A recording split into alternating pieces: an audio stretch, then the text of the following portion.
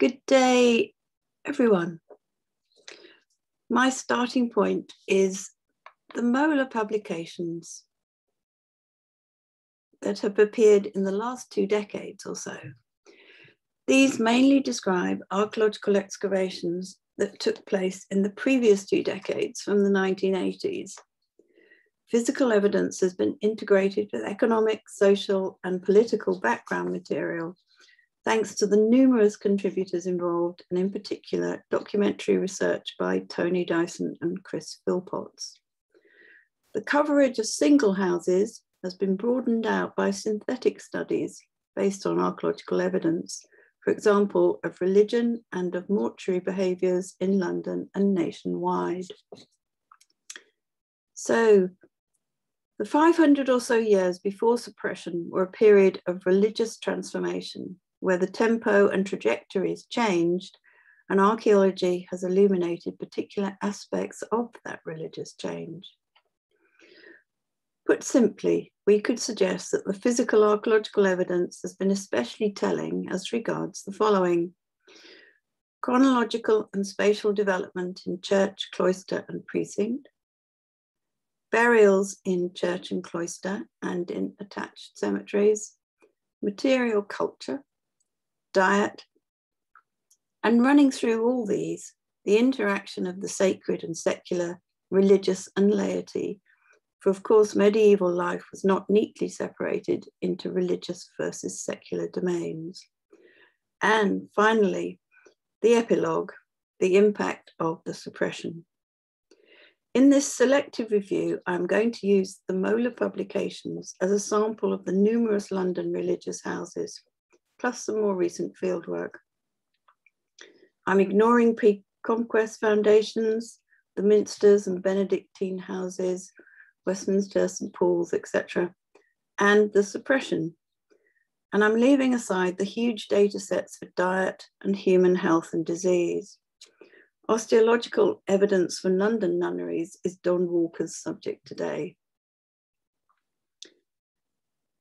MoLA publications cover a range of religious orders and illustrate how, after 1066, each new order established itself in a variety of locations in and around the town. What determined the future success or otherwise of these creations? Essentially, endowments and patronage that brought a flow of money and property from the elites, members of the royal family, aristocrats, courtiers, ecclesiastics, London citizens and merchants. Potentially playing a part in this were other factors: faithfulness to ideals on the part of the religious, on the part of the laity, religious enthusiasm, especially for the new, the desire for prayer and intercession, political and social aspirations. The earliest houses were founded by members of the royal family or Norman aristocrats, both secular and religious. Londoners themselves played an increasing role in religious foundations from the 13th century. Starting then in what we might call London's semi-rural or rural hinterland, we find the Cluniacs from 1089 at Bermondsey, south of the river, but importantly opposite the White Tower.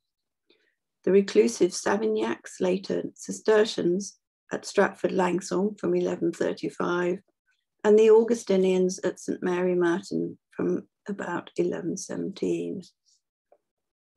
It was the Augustinians who dominated religious foundations in the 12th century, with 10 in and around the city.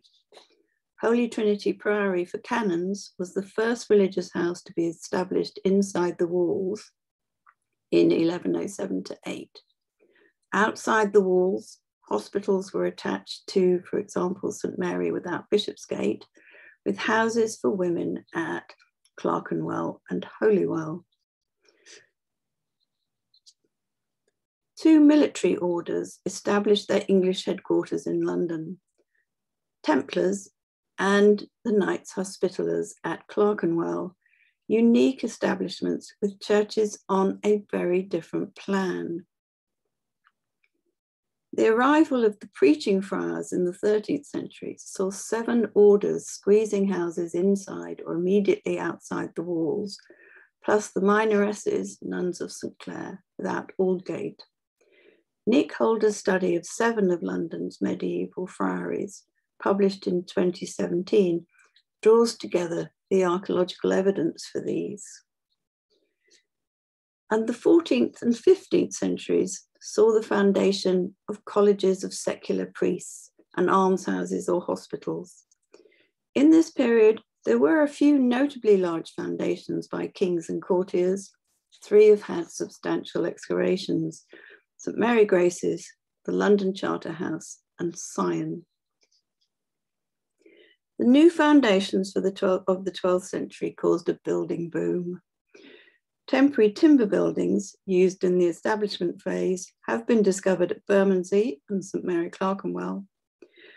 The creation of a complete claustral complex in stone, though, could take considerable time. We see a pattern of building and rebuilding in the late 12th century, and particularly in the 13th century, and construction continuing apace into the first half of the 14th century. Augustinian Holy Trinity Aldgate illustrates this development process.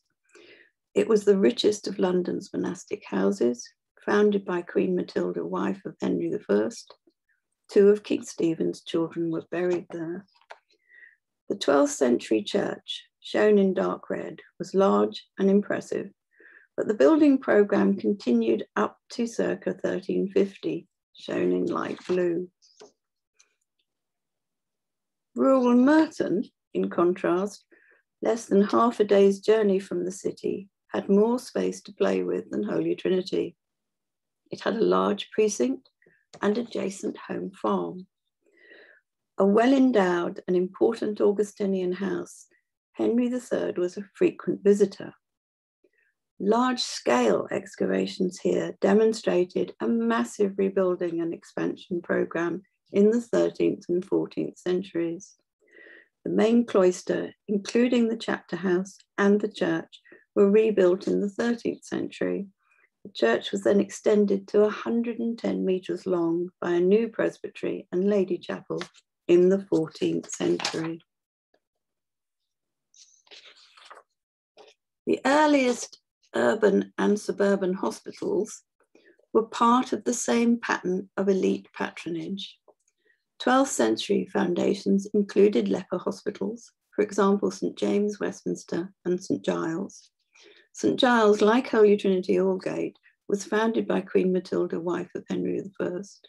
And the Hospital of St. Catherine by the Tower was founded by Matilda, wife of King Stephen. The hospitals of St. Bartholomew, Smithfield, founded by Henry I and the Clerk Rahir, like St. Bartholomew's Priory, and the Hospital of St. Thomas Southwark, both survived the dissolution. These were foundations with a social purpose for the sick poor, pilgrims and travellers, and were often attached to a monastic house. The first religious house founded by Londoners was the Hospital and Augustinian Priory of St. Mary without Bishopsgate, St. Mary's Little, founded in 1197. Excavations revealed a pre-existing parochial, extra-parochial and extramural cemetery on the site, top left, right, first used about 1120, together with a possible cemetery chapel. This was evidenced by 12th century arch ribstones found reused in the crypt of the 14th century cemetery chapel. This ensemble was then joined by the small roadside priory and hospital of St. Mary Bishopsgate. The middle plan shows the priory and hospital as refounded in 1235 and the second hospital cemetery. By about 1260, the former extra-parochial cemetery had been enclosed within a large monastic precinct. Bottom left shows how the priory had physically expanded by about 1400 through a near continuous programme of construction that took place from about 1280. creating separate zones, an extended church, a canon's infirmary, and a separate lay infirmary west of the church, along with a consolidated group of conventual buildings in an inner precinct north of what is now the main cemetery. There were about a dozen canons and room for 180 in the hospital infirmary in the mid-14th century. Distilling in the dedicated pharmacy building operating from the later 14th century to the mid-15th is evidenced by ceramic and glass vessels, large hearths, and residues. Plants were grown in the adjacent Prior's garden, and many have medicinal properties. The new 14th century cemetery chapel, with its charnel crypt, illustrates how St Mary's Spital interacted with Londoners to an extent that was rather unusual. Its inmates were witness to the traffic along the cemetery lane of those visiting the main cemetery and chapel, where they were burying their dead or attending sermons delivered from the preaching cross. Priests were buried in the main cemetery, as shown by burials accompanied by communion sets, but this cemetery importantly served the wider London community, particularly in catastrophic times of poor harvests, famine, and pestilence. About 10,500 burials were excavated out of approximately 18,000 buried there, ranging in date from the 1120s to possibly shortly before the suppression. The cemetery was not used, however, for Black Death burials. Rather, two emergency cemeteries were created, where two remarkable late suburban houses were founded, St Mary Grace's and the London Charterhouse. Each retained the chapel associated with the Black Death cemetery on the site, and both houses then struggled to establish themselves. St Mary Grace's had problems with its endowments, especially after the death of its founder, Edward III. It took more than 30 years to complete church, claustral ranges, and other subsidiary buildings. The London Charterhouse has been summed up as a grand scheme hampered by financial insecurity, that is, inadequate endowments. The great cloister and main conventual buildings were not completed and adequately enclosed until the mid-15th century.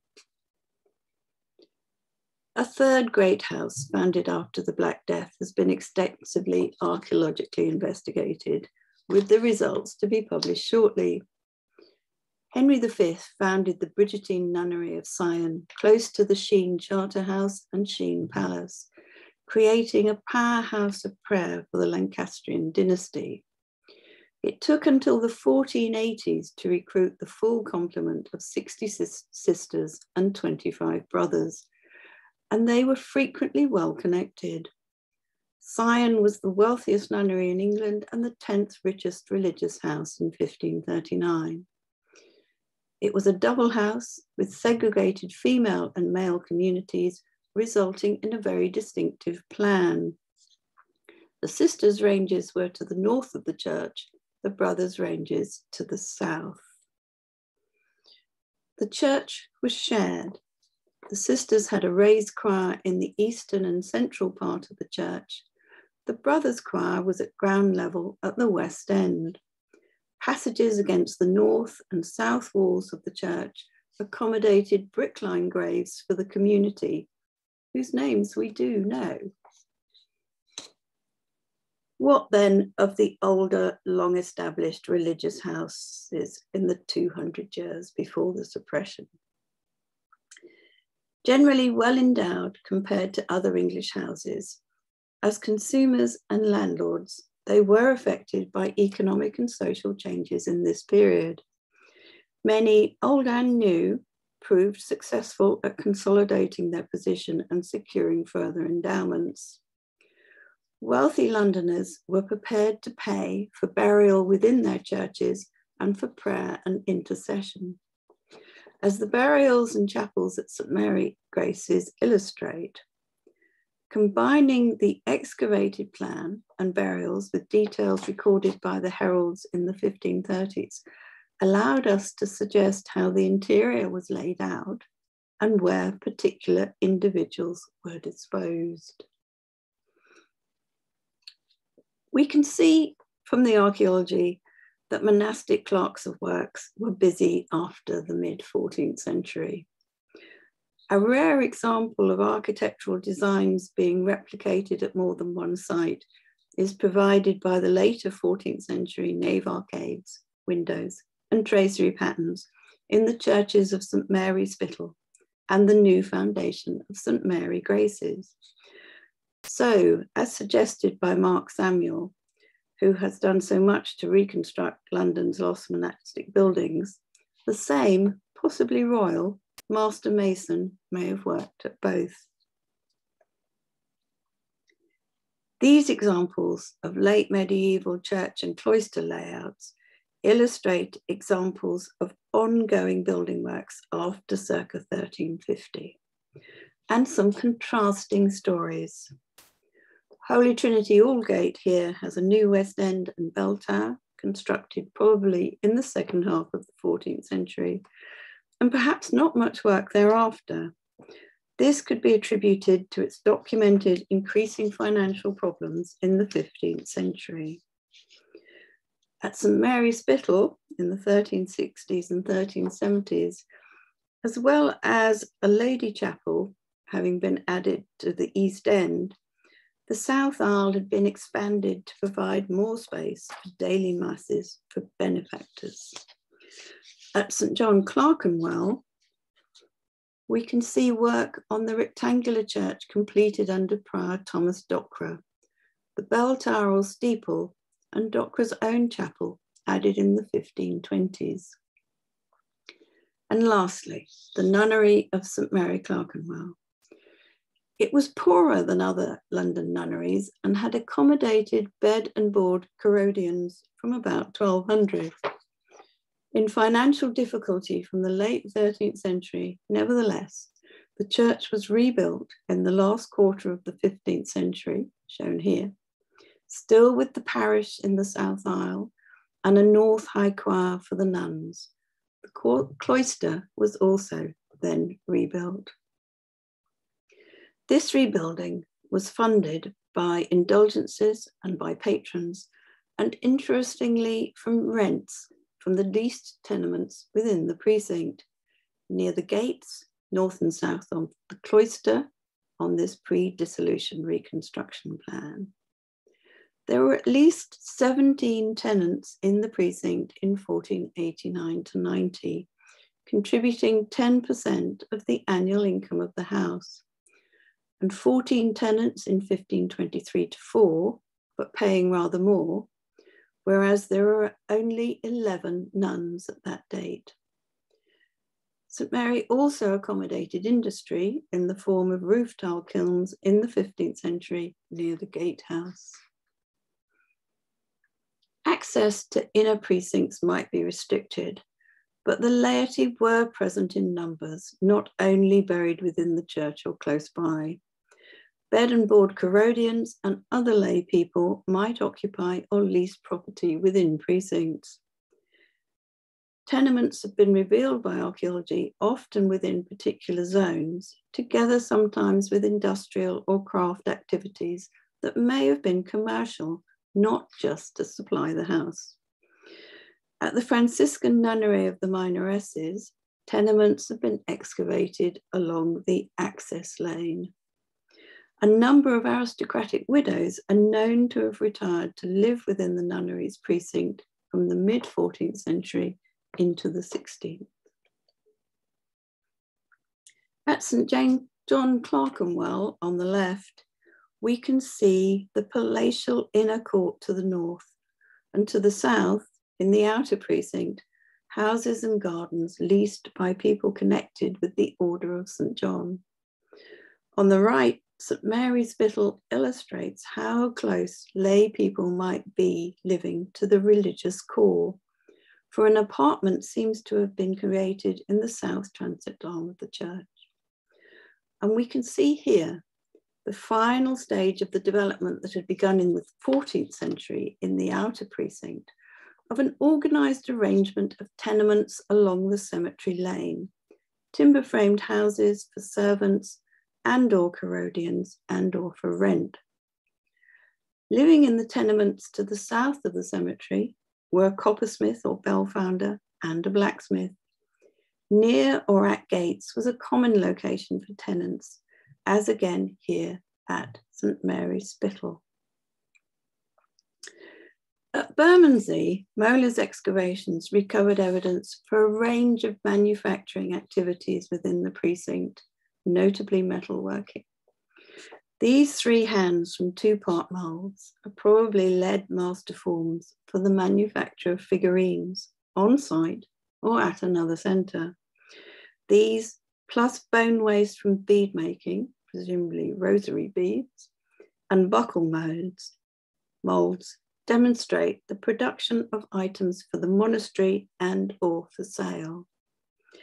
The Holy Rood made Bermondsey a relic of the Holy Rood made Bermondsey a particular focus for pilgrims. Some of the remarkably large and diverse assemblage of artifacts from Bermondsey reflect the functions of this rich and important house. Right at the beginning of the MoLA monastic publications, Jeff Egan posed the question of what is religious about the material culture within a monastic house. The hands for figurines and this figure of Christ crucified remind us of the importance to the religious, but also the laity, of devotional objects. This bone flute, one of 2 recovered from St. Mary's Spittal, and the 2 bone tuning pegs for tuning stringed musical instruments, remind us that music played a part in how religion was experienced. Other classes of artifacts do regularly occur in religious house assemblages. Writing implements like the styli, top left, for use with wax tablets, rosary beads, book mounts and clasps, seal matrices. This one has figures of probably an ecclesiastic and a saint, and occasionally spectacles like the ones from Merton. The dividers could have been used by the religious or, for example, a master mason. Rarely, however, do we find evidence for the importance and richness of the visual context, the colour and decoration. Glazing was another medium for storytelling in the later medieval period, but is a rarity among our archaeological material. In the church at Sion, we have lost a building that would have resembled the roughly contemporary chapels at Eton College and King's College, Cambridge. Just one of the many losses of remarkable buildings and institutions. Thank you.